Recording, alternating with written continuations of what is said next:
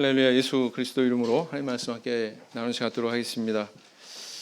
시간 같이 제주에서 이 예배에 참석하시는 우리 성도님들, 그리고 진리를 찾기 위해서 발걸음해 주시는 우리 이경환님, 임남구님, 조용식님 위에도 우리 하나님의 한량없는 은혜가 함께하기를 원합니다.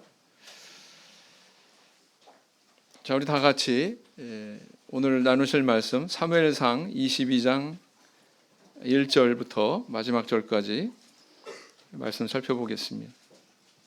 제가 낭독하겠습니다.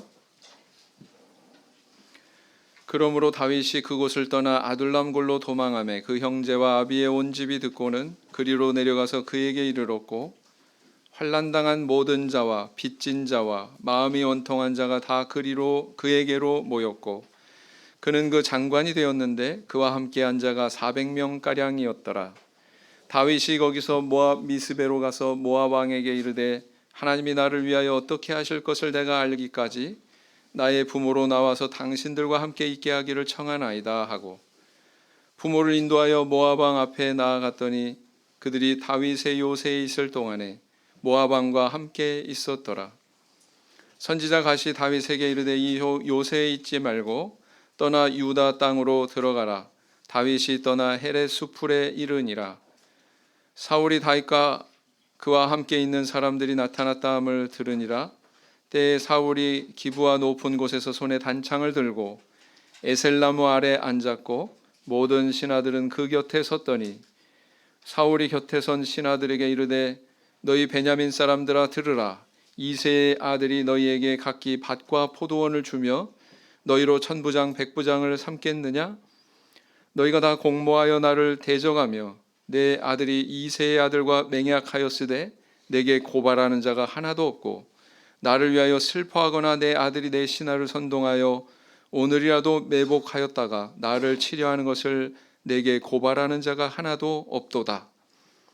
때에 에돔 사람 도액이 사울의 신하 중에 섰더니 대답하여 가로되, 이새의 아들이 노베 와서 아히두베 아들 아히멜렉에게 이른 것을 내가 보았었는데, 아히멜렉이 그를 위하여 여호와께 묻고 그에게 식물도 주고 블레셋 사람 골리앗의 칼도 주더이다. 왕이 보내어 아히두베 아들 제사장 아히멜렉과 그 아비의 온 집 곧 노베에 있는 제사장들을 부르매 그들이 다 왕께 이른지라. 사울이 가로되, 너 아히두베 아들아 들으라. 대답하되, 내 주여 내가 여기 있나이다. 사울이 그에게 이르되, 내가 어찌하여 이새의 아들과 공모하여 나를 대적하여 그에게 떡과 칼을 주고 그를 위하여 하나님께 물어서 그로 오늘이라도 매복하였다가 나를 치게 하려 하였느뇨? 아히멜렉이 왕에게 대답하여 가로되, 왕의 모든 신하 중에 다윗같이 충실한 자가 누구인지요? 그는 왕의 사위도 되고 왕의 모신도 되고 왕실에서 존귀한 자가 아니니까. 내가 그를 위하여 하나님께 물은 것이 오늘이 처음이니까 결단코 아니니이다. 원컨대 왕은 종과 종의 아비의 온 집에 아무것도 돌리지 마옵소서. 왕의 종은 이 모든 일에 대소간에 아는 것이 없나이다. 왕이 가로되, 아히멜렉아 내가 반드시 죽을 것이요 내 아비의 온 집도 그러하리라 하고, 왕이 좌우의 시위자에게 이르되, 돌이켜 가서 여호와의 제사장들을 죽이라. 그들도 다윗과 협력하였고 또 그들이 다윗의 도망한 것을 알고도 내게 고발치 아니하였음이니라 하나, 왕의 신하들이 손을 들어 여호와의 제사장들 죽이기를 싫어한지라. 왕이 도액에게 이르되, 너를 돌이켜 제사장들을 죽이라 하매 에돔 사람 도액이 돌이켜 제사장들을 쳐서 그날에 세마포 에봇 입은 자 85인을 죽였고, 제사장들의 성읍 노베 남녀와 아이들과 젖 먹는 자들과 소와 나귀와 양을 칼로 쳤더라. 아히두베 아들 아히멜렉의 아들 중 하나가 피하였으니 그 이름은 아비아달이라. 그가 도망하여 다윗에게로 가서 사울이 여호와의 제사장들 죽인 일을 다윗에게 고하매, 다윗이 아비아달에게 이르되, 그날에 에돔 사람 도액이 거기 있기로 그가 반드시 사울에게 고할 줄 내가 알았노라. 내 아비 집의 모든 사람 죽은 것이 나의 연고로다.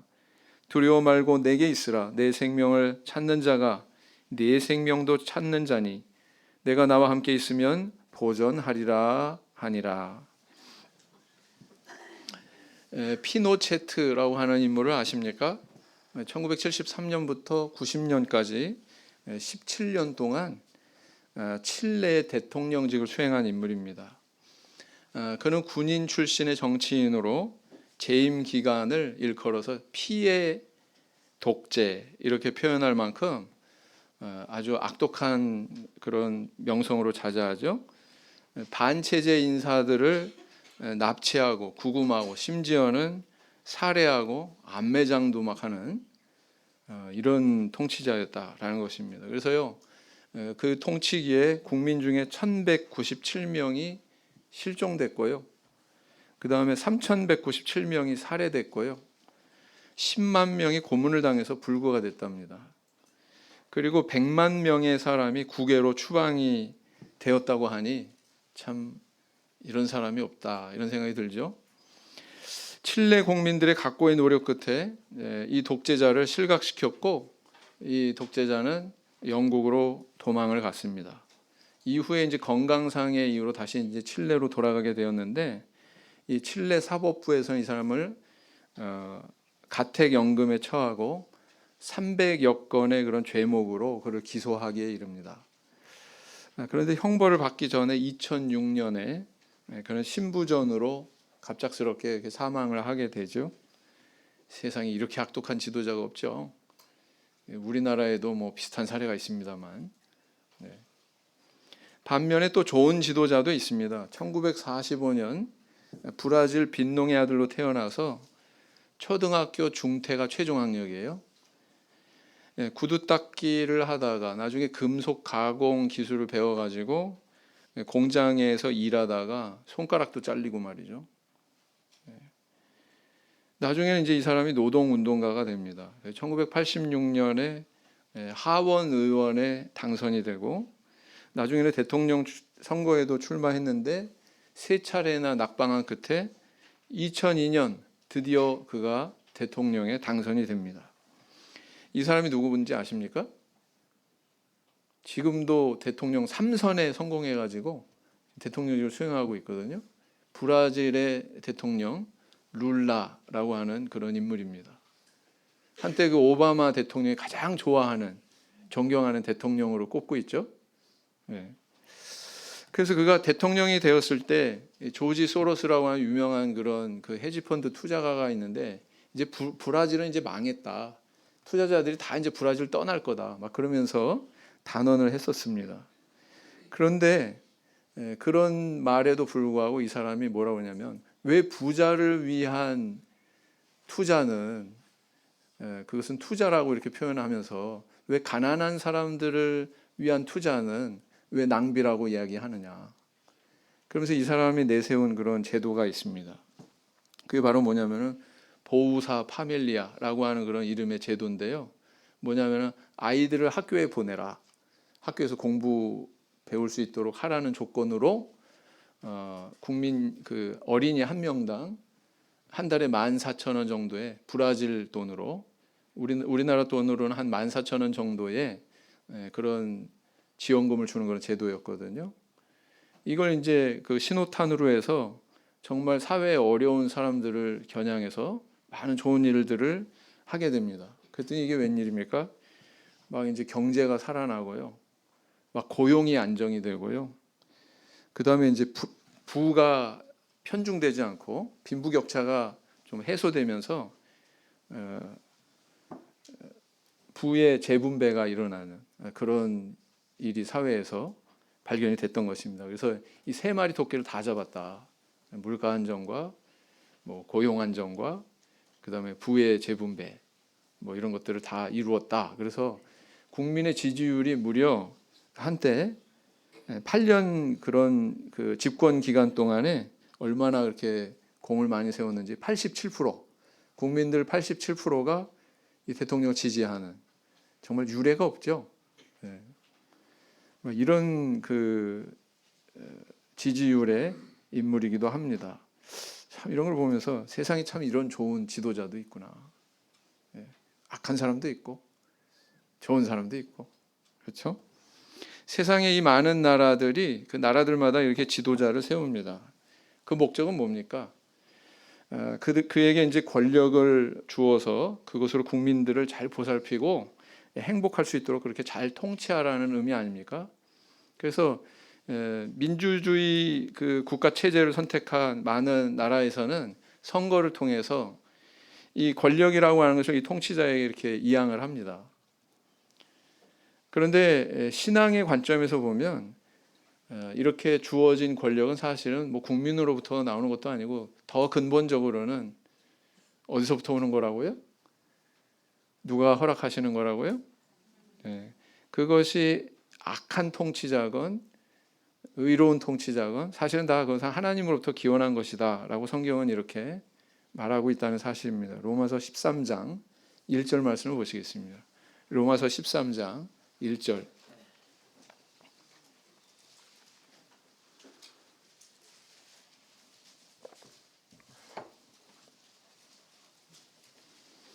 로마서 13장 1절 말씀을 보시겠습니다. 시작.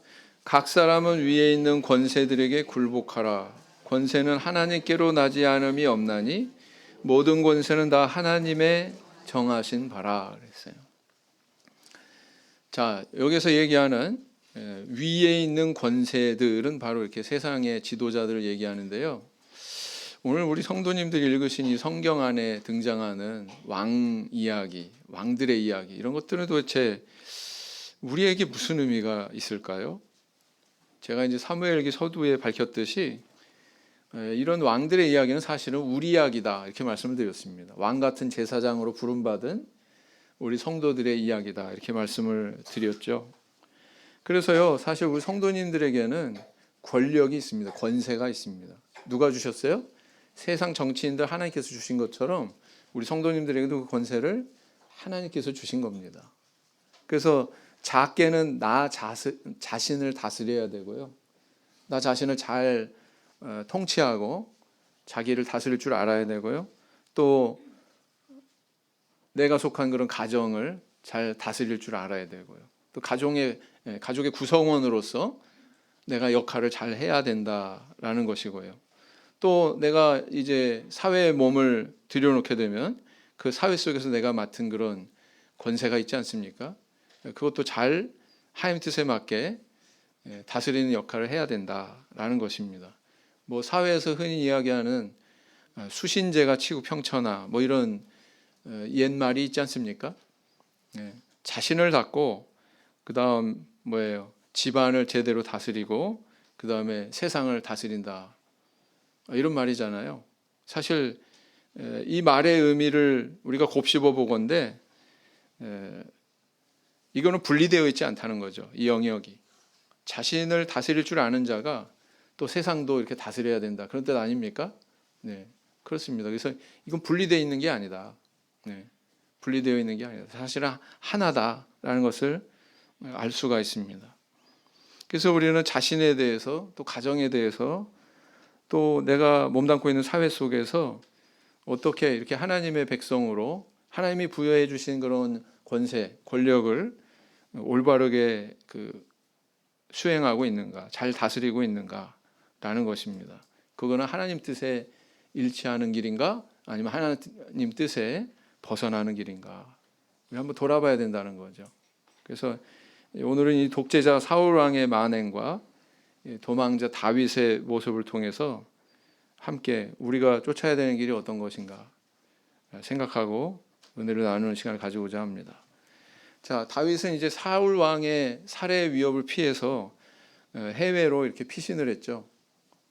그래서 이제 블레셋 지경의 땅 가드로 그렇게 갔지만 이 땅이 어디라고 그랬어요? 바로 다윗 왕이 때려 눕혔던 물매로 때려 눕혔던 골리앗의 고향이죠. 네. 근데 그곳에서도 안전을 보장받지 못했습니다.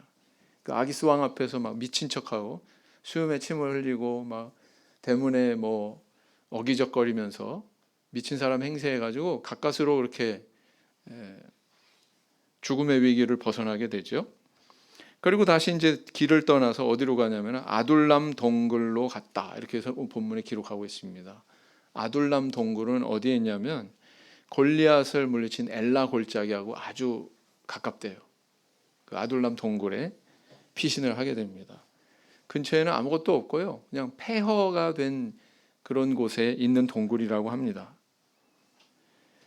그 동굴에 피신했을 때 다윗이 얼마나 마음속에 공포스럽고 마음속에 얼마나 절망감을 느끼고 그랬을까요? 그런 그의 심경이 시편 57편에 나타나 있습니다. 시편 57편은 다윗이 바로 그 아둘람 동굴에 도피했을 때 기록한 그런 내용이거든요. 시편 57편을 보시겠습니다. 시편 57편 4절을 보시면 내 영혼이 사자들 가운데서 살며 내가 불사르는 자들 중에 누웠으니 곧 사람의 아들 중에라. 그들의 이는 창과 화살이요 그들의 혀는 날카로운 칼 같도다. 이렇게 기록하고 있습니다. 뭘 느끼세요?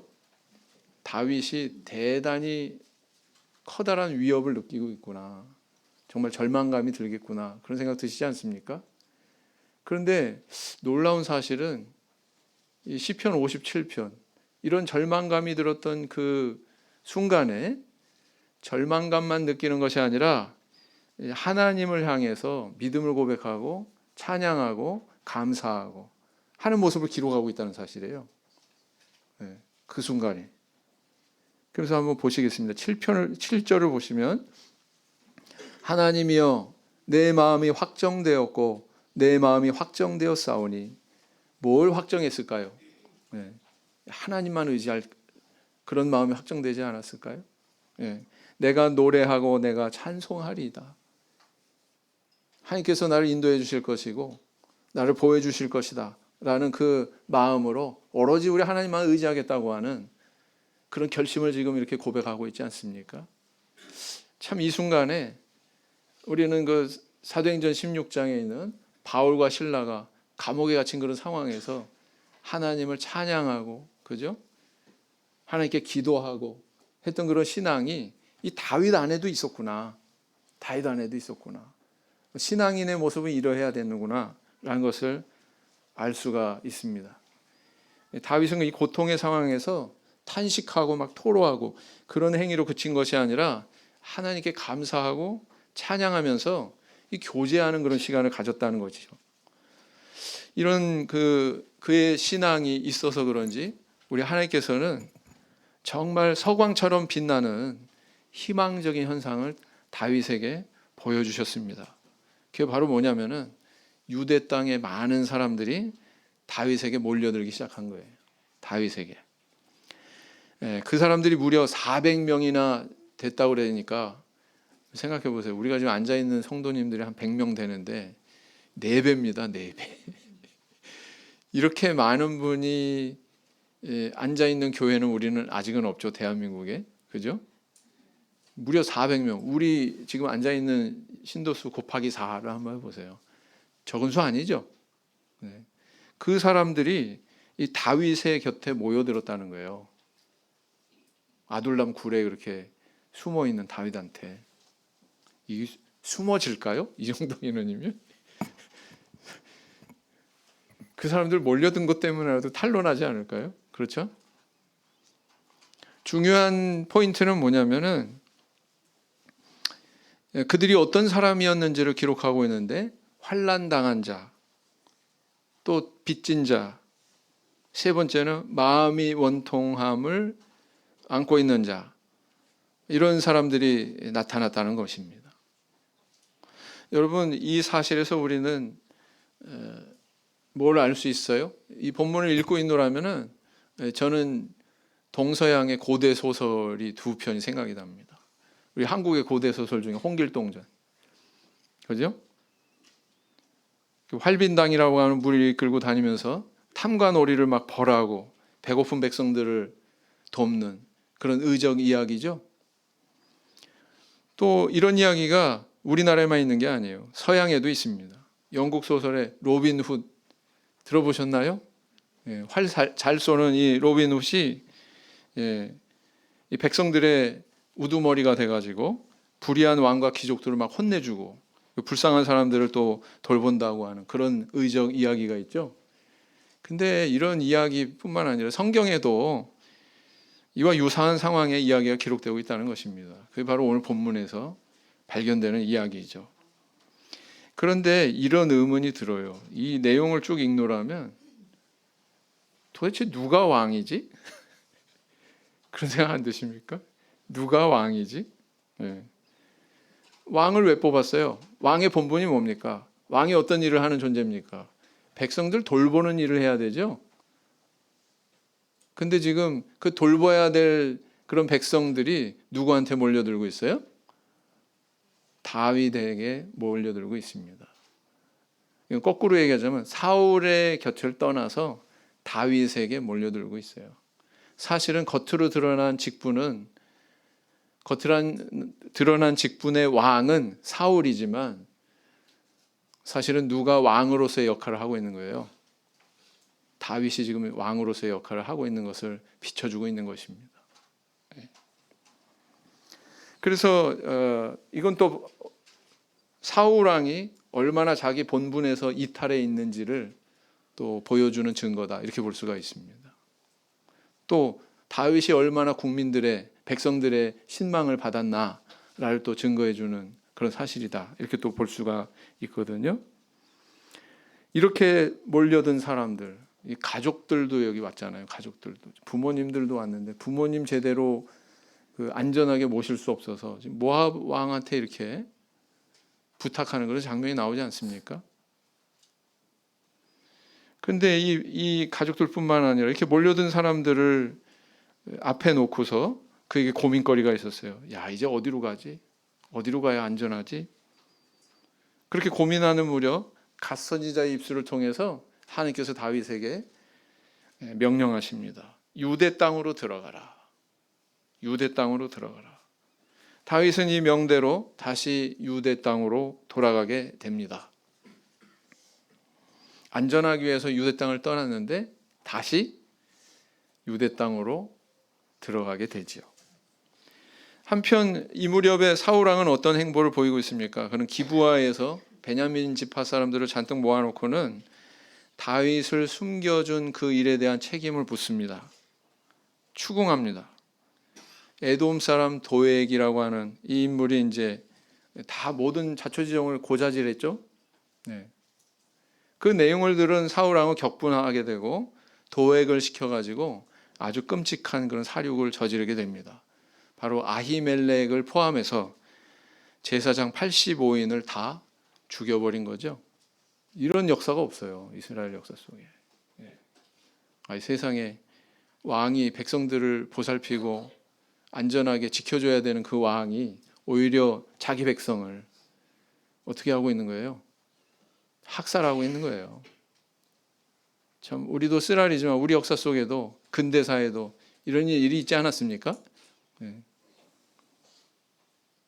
오늘 본문은 이렇듯 자신의 권력으로 백성들을 보호하기는커녕 학살하고 압제하는 사울 왕의 모습과 자기 가족뿐 아니라 자기에 몰려든 백성들을 보호하려고 이리 고민하고 저리 피하고 하는 다윗의 모습을 우리는 살펴보게 됩니다. 아주 극단적으로 대조되고 있죠. 네. 이 두 사람의 대조를 통해서 하나님께서 오늘날 우리에게 주시는 교훈이 있습니다. 우리가 인생을 살아가는 데 있어서 하나님께서 우리에게 허락하신 그런 권세, 그것으로 우리는 자기 소임을 다하고 있는가? 다윗처럼. 다윗은 어떤 면에서 우리에게 모범을 보여주고 있습니까? 첫째는 뭐냐면 그는 불우한 자의 안식처가 되어 주었다는 사실입니다. 사무엘상 22장 1절에서 2절을 다시 보시겠습니다. 22장 1절에서 2절을 보시면 그러므로 다윗이 그곳을 떠나 아둘람 굴로 도망하매 그 형제와 아비의 온 집이 듣고는 그리로 내려가서 그에게 이르렀고 환난 당한 모든 자와 빚진 자와 마음이 원통한 자가 다 그에게로 모였고 그는 그 장관이 되었는데 그와 함께한 자가 400명가량이었더라. 겉으로는 왕의 권력은 왕의 직분은 사울에게 있었습니다. 그러나 이런 사실을 볼 때 사실은 다윗이 왕의 역할을 하기 시작했다 이렇게 볼 수 있는 거죠. 환난당한 자, 원통한 자, 상처 입은 자들 성경은 단순히 뭐 백성들이 다윗한테 몰려갔다 이렇게 기록하고 있지 않습니다. 그 백성들의 형편에 대해서 기록을 하고 있죠. 이렇게 압제받는 자, 소외된 자, 이런 사람들을 돌보는 일을 하는 자가 바로 임금이어야 된다라는 것을 사실은 은연중에 성경이 교훈하고 있는 것입니다. 이것은 백성들의 민심이 사울을 떠나서 다윗을 향했다는 것을 뜻한다고 했죠. 그런데 거기서 또 나아가서 이 백성들뿐만 아니라 하나님께서 계시를 내려주시는 대상도 변화가 찾아옵니다. 전에는 사울이 하나님 앞에 여쭈면 갓 선지자를 통해서 뭐 다른 선지자를 통해서 이렇게 응답하시고 답을 주셨는데 이제는 그렇지 않습니다.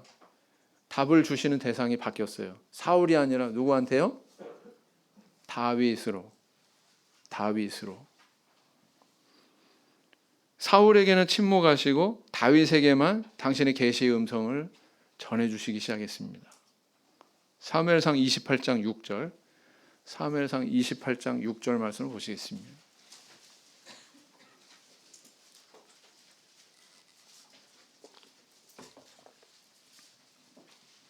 사무엘상 28장 6절 같이 읽겠습니다. 시작. 사울이 여호와께 묻자오되 여호와께서 꿈으로도 우림으로도 선지자로도 그에게 대답지 아니하심으로 그랬죠. 나중에 가서는 사울은 완전히 하나님과의 소통의 그런 통로가 완전히 꽉 막혀 버렸어요. 하나님이 아무것도 말씀해 주시지 않았다는 것입니다. 우리 하나님 믿는 성도에게 가장 큰 위기가 뭔지 아십니까? 그 위기는요, 하나님과 소통이 안 되는 일입니다.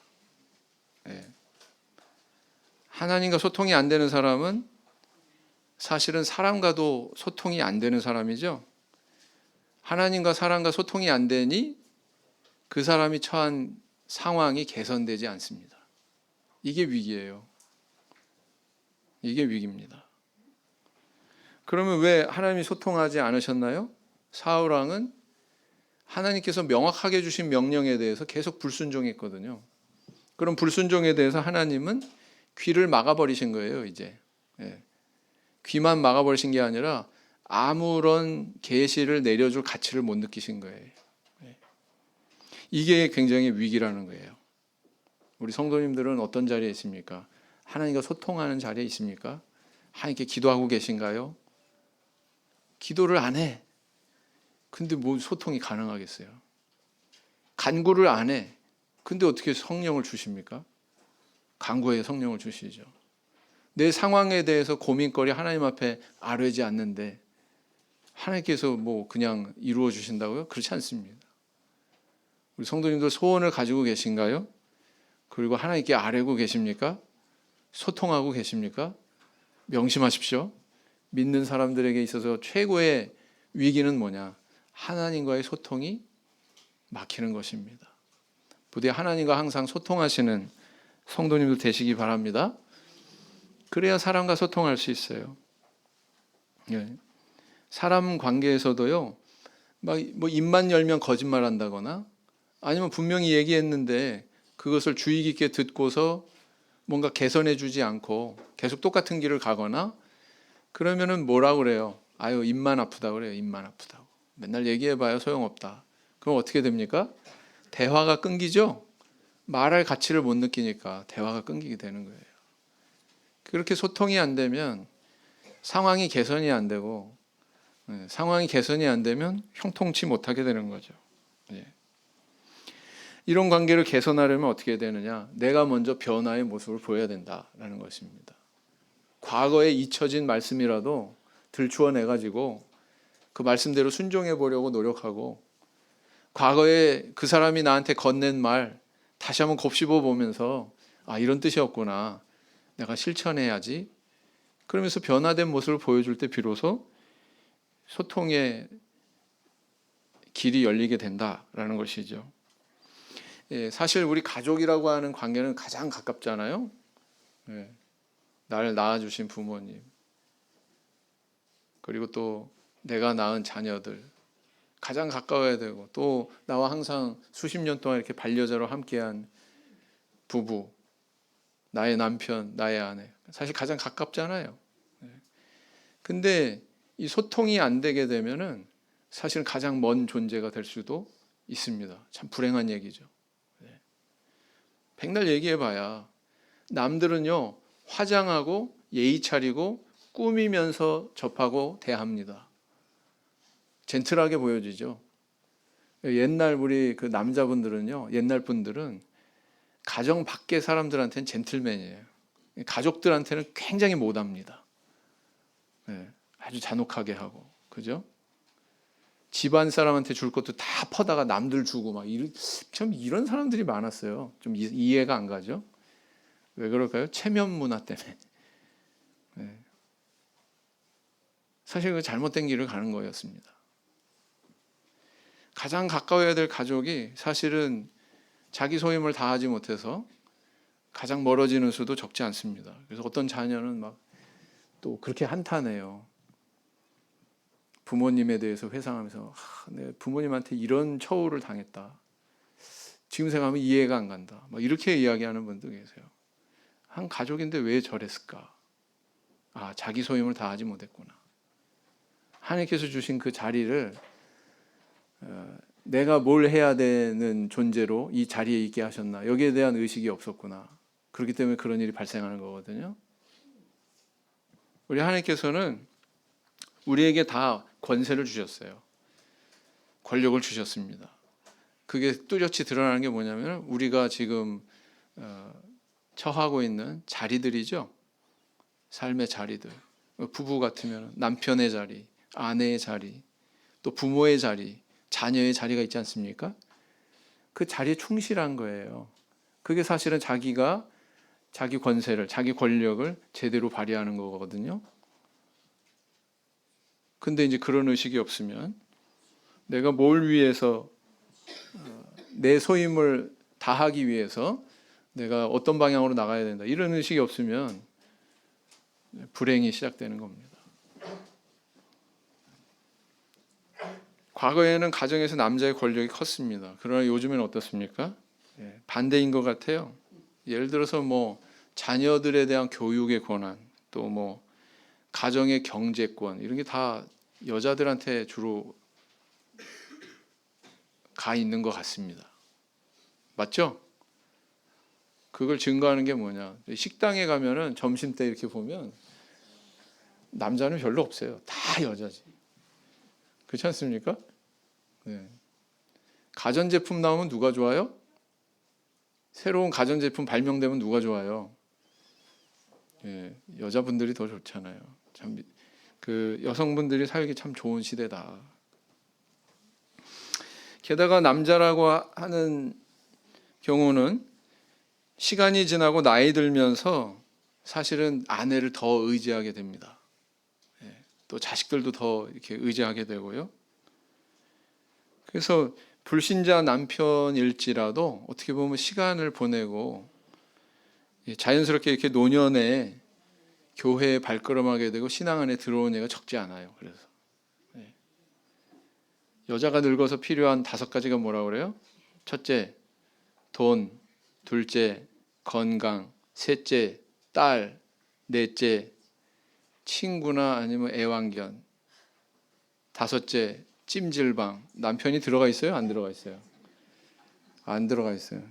근데 남자가 늙어서 필요한 5가지가 있답니다. 첫째, 아내. 둘째, 집사람. 셋째, 마누라. 넷째, 애들 엄마. 5째, 처.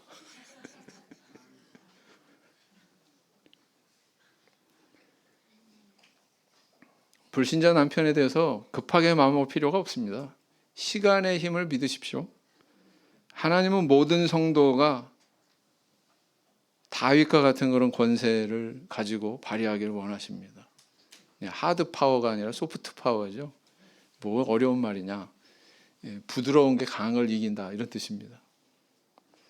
구속하고 압제하고 강제하는 게 아니라 이렇게 위로하고 또 쓰다듬어주고 보듬어주고 뜨거운 태양빛을 피해서 쉴 수 있는 그늘을 제공해주는 그런 영혼이 되라라는 거예요. 다윗처럼. 그러면 승리한다는 것입니다. 조바심 느끼지 마십시오. 시간의 힘을 믿으시기 바랍니다. 둘째는 뭐냐? 다윗은 하나님의 음성에 주저없이 순종하는 그런 모습을 보였다는 것입니다. 22장 3절 말씀을 보시겠습니다. 다윗이 거기서 모압 미스베로 가서 모압 왕에게 이르되 하나님이 나를 위하여 어떻게 하실 것을 내가 알기까지 나의 부모로 나와서 당신들과 함께 있게 하기를 청하나이다 하고, 모압 땅에 가서 모압 왕한테, 이방 임금한테 이런 요구를 하는 거예요. 머리를 조아리면서 좀 지켜주세요. 우리 부모님 좀 지켜주세요. 그죠? 다윗에게 이런 고민이 있었다는 것입니다. 그 고민거리가 뭐냐면은 뭘 먹고 살까, 뭘 입을까, 이게 아니고 나와 내 가족이 죽느냐 사느냐, 오늘 내 생명이 끝나느냐 아니면 내일까지 보존되느냐, 아주 절박한 고민의 상황이죠. 네. 가족과 이런 불우한 백성들을 이끌고 이 모압 땅으로 갈까 아니면 블레셋 땅으로 갈까 막 고민하는 가운데 하나님께서 이제 드디어 아둘람 동굴에 피신한 그에게 갓 선지자의 입술을 통해서 명령하고 계십니다. 어디로 가라고 그랬어요? 유다 땅으로 가라. 유다 땅. 아니, 다윗이 이 명령을 들었을 때 심경이 어떠했을지를 한번 상상해 보세요. 한번 생각해 보면, 내가 살려고 유다 땅을 떠나서 이곳에 왔는데 하나님께서는 다시 유다 땅으로 들어가라고 명령하신단 말이죠. 아니, 나더러 죽으라는 말씀인가? 이런 생각 들을 수 있어요? 없어요? 들을 수 있어요? 없어요? 네, 들을 수 있습니다. 그런데 다윗은 그 말씀이 임했을 때 즉각적으로 순종하고 있다는 것입니다. 선지자 갓이 사무엘상 22장 5절에 뭐라고 그랬어요? 선지자 갓이 다윗에게 이르되 이 옷에 있지 말고 떠나 유다 땅으로 들어가라. 다윗이 떠나 헤렛 수풀에 이르니라. 아주 꺼리낌 없이 자연스럽게 기록하고 있죠. 다윗이 그 명령이 내려진 그대로 떠났다고 그랬어요. 떠났어요. 그 요새의 그 자리를, 잠시라도 내 생명 부지해 줄 수 있는 그 요새의 자리를 떠났다고 그랬습니다. 그리고는 헤렛 수풀로 나아갔다고 기록하고 있습니다. 이렇게 순종하되 즉각적으로 자기의 생각을 표명하지 않고 그렇게 나아갔던 모습을 보게 되거든요. 다윗은 어떻게 이렇게 순종할 수 있었을까요? 그 마음속에 사울이 자신의 목숨을 노리는 그런 두려움보다, 노린다는 것에 의해 느끼는 두려움보다 하나님이 나를 보호하실 것이라고 하는 그런 믿음이 더 컸기 때문에, 나한테 이 음성을 주신 그 하나님이 나를 분명히 보호해 주실 거야 라는 그 믿음이 더 컸기 때문에 순종할 수 있었겠죠. 네. 오늘날 우리 성도님들은 어떻습니까? 하나님 말씀 순종하기에 어떤 장애가 있지 않나요? 혹시 이제 하나님 말씀을 들으면 최악은 이겁니다. 성경 말씀에 그렇게 기록되어 있지만 이렇게 시작하면은 더 이상 할 말이 없는 거예요. 목회자조차도. 맞죠? 네. 하나님 말씀 그렇게 기록되어 있지만 내가 처한 현실은 달라. 그건 과거 얘기고 오늘은 이 시대에는 달라. 이렇게 받아들인다면 거기에는 아무런 주어질 말이 없는 거예요. 사실은. 우리 마음속에 이런 변명이 자리하게 되면 하나님 말씀에 대해서 순종하지 못하게 됩니다. 제가 지방교회에 이제 이렇게 다니다가 어떤 교회에서 우리 교회 형편이 이렇게 낡고 이러저러한데 좀 손 좀 봐주세요. 어떻게 개선할 방법이 없겠습니까? 의뢰를 해오셨어요. 그래서 이제 총회 일꾼들이 그러세요? 저희들이 좀 힘써 보겠습니다. 그래서 이제 여러 가지 보관을 가지고 가서 막 제안을 한 거예요. 이거는 버리고요, 저거는 들여놓고 이것은 옮기고 이렇게 저렇게 해야 됩니다. 그럼 어떻게 말씀하시냐면은 그건 절대로 안 됩니다. 버리면 안 됩니다. 우리 어르신들 그 집안에 뭐 가재도구 버리기 싫어하시는 것처럼 그렇게 싫어하시더라고요. 그래서 정작 우리한테 의뢰는 하셨는데 그것을 개선하려고 하는 구체적인 행동으로 들어가면은 이건 안 돼요, 저건 돼요, 이건 옮기지 마세요 이러면은 그게 맨 처음에 의뢰한 그런 상황하고 어때요? 모순이에요, 아니에요? 모순이에요. 그러니까 뭔가를 의뢰했으면, 내가 하나님께 뭔가를 의뢰하고자 한다면 사실은 모든 걸 다 내려놔야 된단 말이에요. 그리고 의뢰해야 된단 말이에요. 근데 그 행위가 먼저 있지 않고서 아무리 뭐 해달라고 그랬잖아요, 나중에 얘기해봐야 그건 자기 모순에 빠지는 거란 말이죠.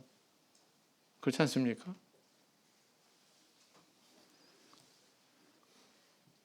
그래서 문제는 뭐냐, 하나님한테 있는 게 아니라 온전히 맡기지 못하는 우리 마음에 있다.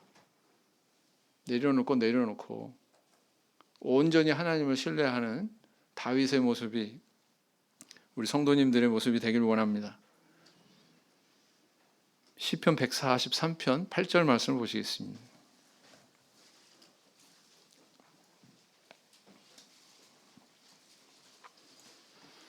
시편 143편 8절 말씀 같이 읽겠습니다. 시작. 아침에 나로 주의 인자한 말씀을 듣게 하소서. 내가 주를 의뢰함이니이다. 나의 다닐 길을 알게 하소서. 내가 내 영혼을 주께 받음이니이다. 자, 그다음 세 번째, 다윗의 모습이 어떻게 발견이 되고 있습니까? 그는 남 탓하기보다 자기 책임을 먼저 주목한 인물이었다라는 걸 알 수가 있습니다. 22장 6절을 보시면 22장 6절 보시면 사울이 다윗과 그와 함께 있는 사람들이 나타났다 함을 들으니라. 때에 사울이 기브아 높은 곳에서 손에 단창을 들고 에셀나무 아래 앉았고 그 모든 신하들은 그 곁에 섰더니, 사울은 어떻게 행동했습니까? 왕권의 상징인 단창을 들었어요. 그리고 기브아 높은 곳에 사람들을 소집했습니다. 그리고 에셀나무 아래 앉았다 그랬습니다. 에셀트리랑 상관없어요. 에셀나무에 앉아서 그 뒤로 신하들을 도열시킵니다. 에셀나무가 참 보기 좋거든요. 이슬이 이렇게 있기 때문에 빛을 받으면 반짝반짝 빛납니다. 그래서 이 나무는 어떤 그 존귀한 사람이 자기의 권위를 돋보이게 해줄 수 있는 그런 나무였어요. 거기에 딱 앉아가지고 사람들을 쫙 도열시켰습니다. 왕의 어떤 그런 품위를 다 드러내고 있죠. 왕의 권세를 그렇게 과시하고 있죠. 세상의 권력자들이 자기 자신을 높이는 과정이 이렇습니다. 그렇게 높이면서 베냐민 지파 기브아 사람들에게 한 말이 뭡니까? 내 편은 하나도 없다고. 백성들이 왕에게 불충한다고. 밀고도 이런 역적에 대해서 나한테 아무런 고발도 없다고. 마치 막 중재인인 것처럼 그렇게 몰아세우고 있지 않습니까? 8절을 보시겠습니다. 너희가 다 공모하여 나를 대적하며 내 아들이 이새의 아들과 맹약하였으되 내게 고발하는 자가 하나도 없고 나를 위하여 슬퍼하거나 내 아들이 내 신하를 선동하여 오늘이라도 매복하였다가 나를 치려하는 것을 내게 고발하는 자가 하나도 없도다. 지금 마지막 부분에 보면은 뭐까지 이야기하고 있어요? 내 아들이 누구예요? 이름이 뭐예요? 사울왕의 아들 이름 뭐예요? 요나단. 요나단이 내 신하를 선동한 적 있어요? 요나단이? 오늘이라도 매복하였다가, 요나단이 매복한 적 있어요? 나를 치려하는 것. 요나단이 이런 마음 가진 적 있어요? 사울왕을 치려했다고요? 뭘 알 수 있습니까? 사울왕이 이제 하다 못해 뭐예요? 과대망상증에 빠졌구나. 권력자가 보편적으로 나타내는 범죄가 있습니다. 자기 권력을 자기 죄를 가리는 도구로 사용하는 경우, 또 약한 백성 돌보지 않고 오히려 압제하고 착취하고 죽이는 경우. 세 번째는 뭡니까? 자기 입지 세우려고 남 해치는 일도 서슴지 않는 경우. 사울 왕을 보니까요, 세 가지를 다 하고 있어요. 오늘 이 본문에서. 참 나쁜 왕이지 않습니까? 네. 요나단이 언제 아버지 사울을 감히 이렇게 반란을 일으키려고 그런 마음을 먹었던 적이 있습니까? 없잖아요. 죄 없는 사람도 죄 있게 만드는, 참 재주가 좋은 것이 이 권력자의 모습이다라는 것입니다. 사무엘상 22장 22절. 반면에 다윗은 어떤 모습을 보이고 있습니까? 사무엘상 22장 22절. 다윗이 아비아달에게 이르되 그날에 에돔 사람 도액이 거기 있기로 그가 반드시 사울에게 고할 줄 내가 알았노라. 내 아비 집의 모든 사람 죽은 것이 나의 연고로다. 다윗이 뭐라고 그래요? 그 85인이 되는 제사장이 다 몰사한 거 누구 때문이라고 그래요? 나 때문이야.